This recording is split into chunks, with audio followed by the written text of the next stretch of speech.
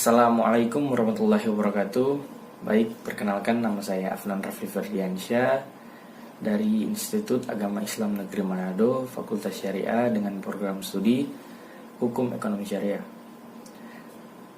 Tujuan pembuatan video ini yaitu untuk memenuhi tugas dari mata kuliah Fikih Muamalah dengan dosen pengampu Bapak Adriandi Kasim SHI MH. Nah, pada kesempatan kali ini saya akan memaparkan materi macam-macam akad fikih muamalah. Tetapi yang dapat saya jelaskan di sini yaitu 5 macam akad fikih muamalah. Yang pertama ada mudharabah, yang kedua ada musyarakah, yang ketiga ada murabbahah, yang keempat ada wadiah, dan yang terakhir ada ijarah atau ujrah. Nah, untuk itu sebelum saya memaparkan materi ini, saya akan menjelaskan sedikit tentang akad. Nah, seperti yang kita ketahui bersama atau sering kita temui, salah satunya di acara perkawinan. Itu terdapat akad sebelum terjadinya sah seorang laki-laki dan perempuan, dalam hal ini perkawinan. Nah, akad yang dimaksud di sini yaitu adanya suatu keterikatan antara si A dan si B dalam perjanjian. Nah, secara singkat akad itu merupakan perjanjian antara kedua belah pihak. Begitu pula jika kita kaitkan dengan materi yang pertama. Nah, pada materi yang pertama ini yaitu mudharabah. Mudharabah adalah bentuk kerjasama antara dua atau lebih, yang dimana pihak pemilik modal atau yang sering disebut sohibul mal itu mempercayakan sejumlah uang kepada pengelola atau yang sering disebut mudharib. Nah, dengan alasan atau dengan dasar adanya suatu perjanjian di awal.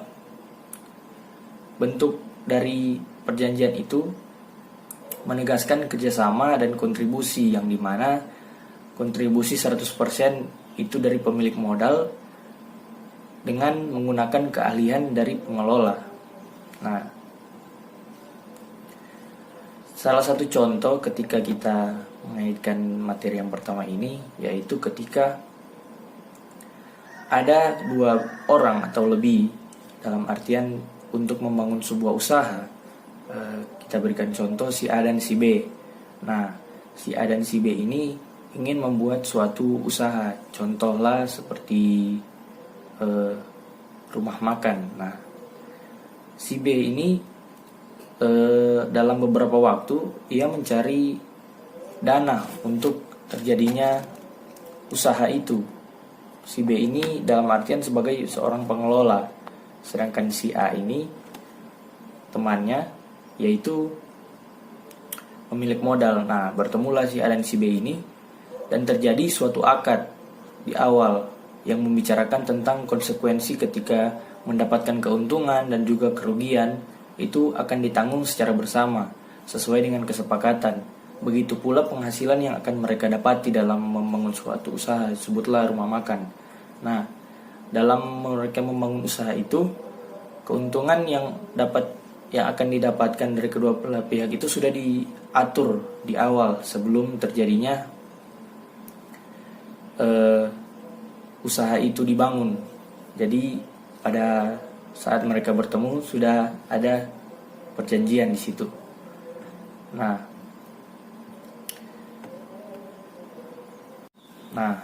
setelah pemaparan materi pada bagian pertama yaitu mudharabah, kini berlanjut kepada materi yang kedua yaitu musyarakah. Nah, musyarakah di sini atau sering kita dengar syirka atau syarika atau juga sering kita dengar sebagai dalam bahasa Indonesia itu kongsi atau pengkongsian, di mana ini adalah bentuk dari usaha kemitraan yang di dalamnya terdapat bagi hasil, di mana kedua pihak itu dapat menggabungkan modal dan juga tenaga dalam melakukan usaha dengan proporsi pembagian profit sesuai dengan porsi tanggung jawab. Nah, ketika kita melihat pada bagian pertama tentang mudharabah, itu adalah kedua belah pihak si A dan si B. Si A yang mempunyai modal, sedangkan si B yang mengelola dengan atas dasar perjanjian atau akad di awal. Nah, pada bagian ini musyarakah, yaitu kedua belah pihak ini sudah mempunyai sebuah kemitraan atau usaha. Misalkan si A mempunyai usaha tekstil contoh, si B mempunyai usaha atau memiliki tanah seperti itu dan lain sebagainya.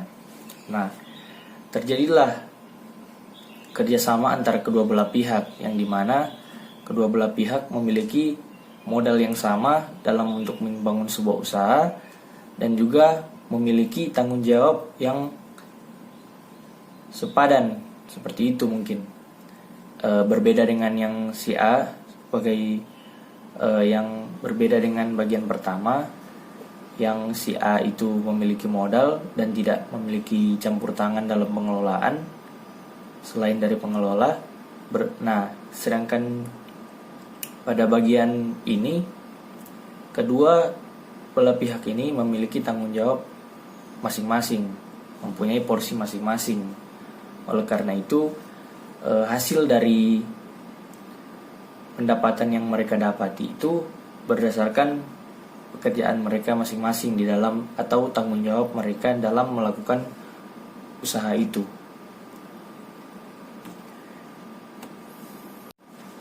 Baik, pada bagian ketiga ini, setelah bagian pertama penjelasan mengenai mudharabah dan pembahasan kedua mengenai musyarakah, nah pembahasan ketiga ini yaitu tentang murabahah.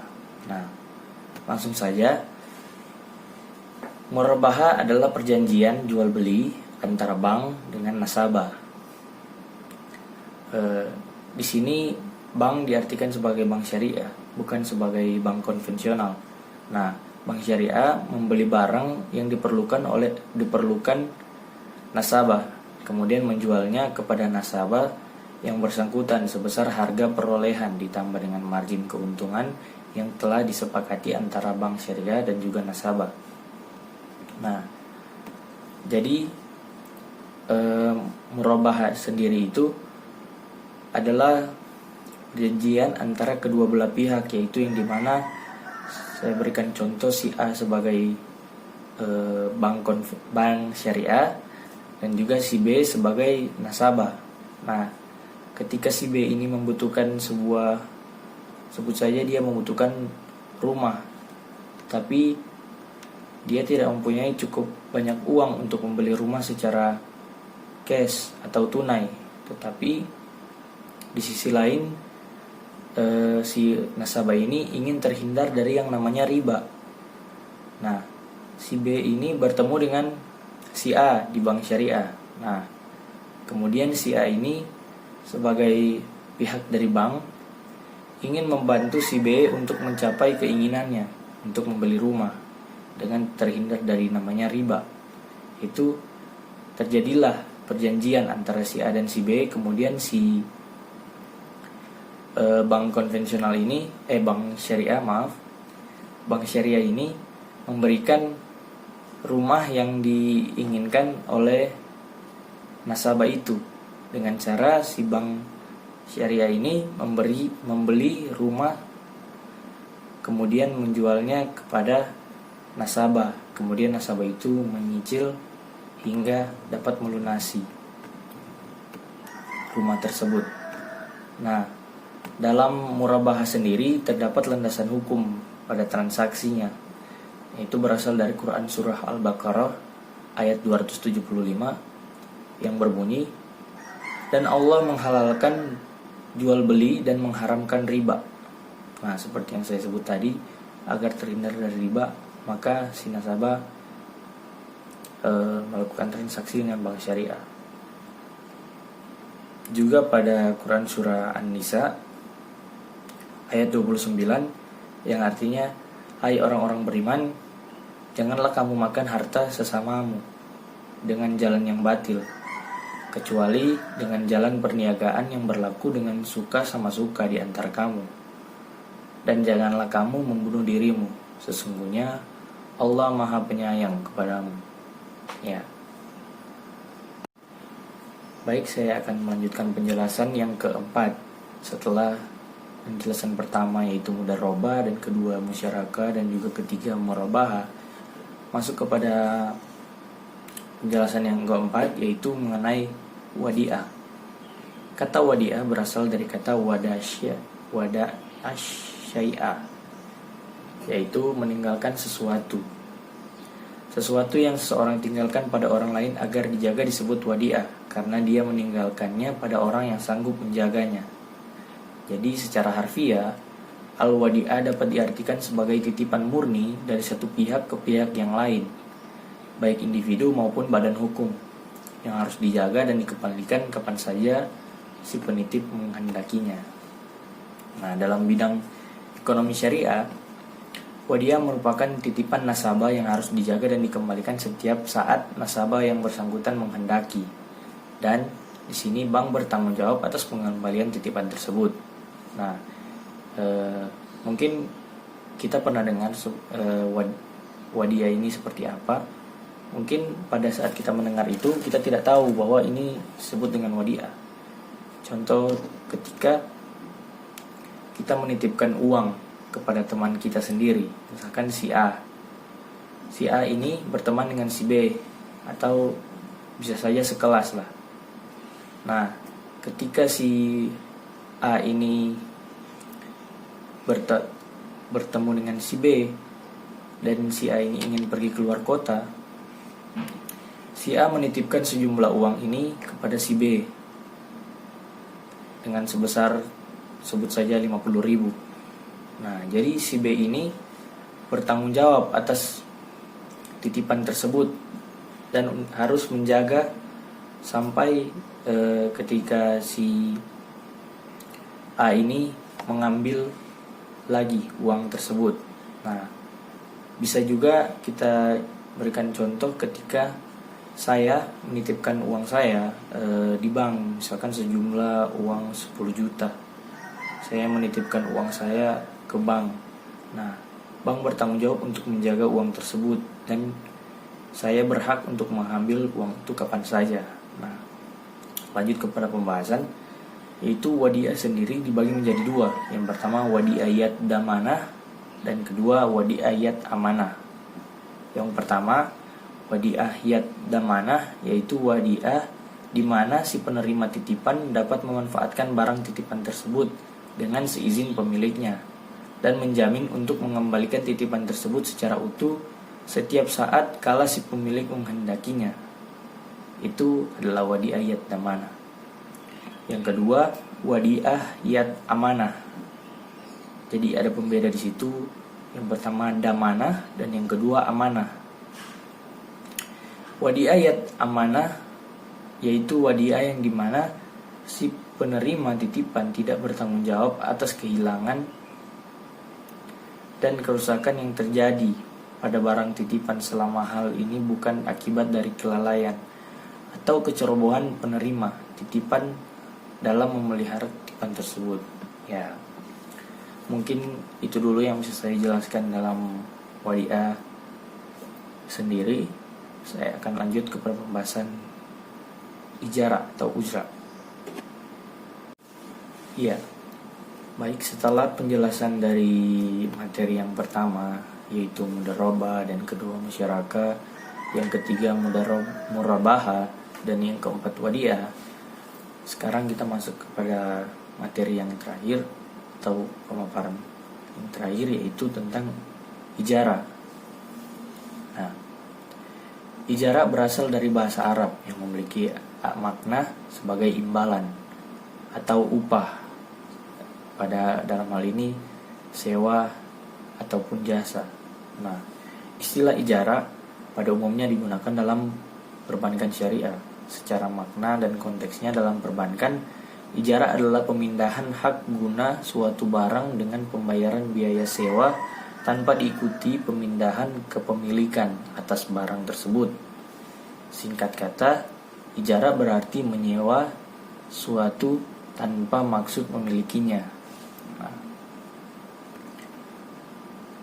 lebih lanjut, yang berperan sebagai penyewa adalah nasabah dengan objek yang akan disewakan dan bank adalah pihak yang menyewakan. Oleh sebab itu, pembiayaan dengan akad ijarah diatur sesuai syarat Islam. Nah, contoh transaksi ijarah dalam perbankan syariah, salah satu contoh transaksi ijarah bisa dilihat dalam peminjaman multiguna. Contohnya, seseorang meminjamkan sepeda motornya ke bank untuk mendapatkan pinjaman. Seseorang menjaminkan sepeda motornya ke bank untuk mendapatkan pinjaman.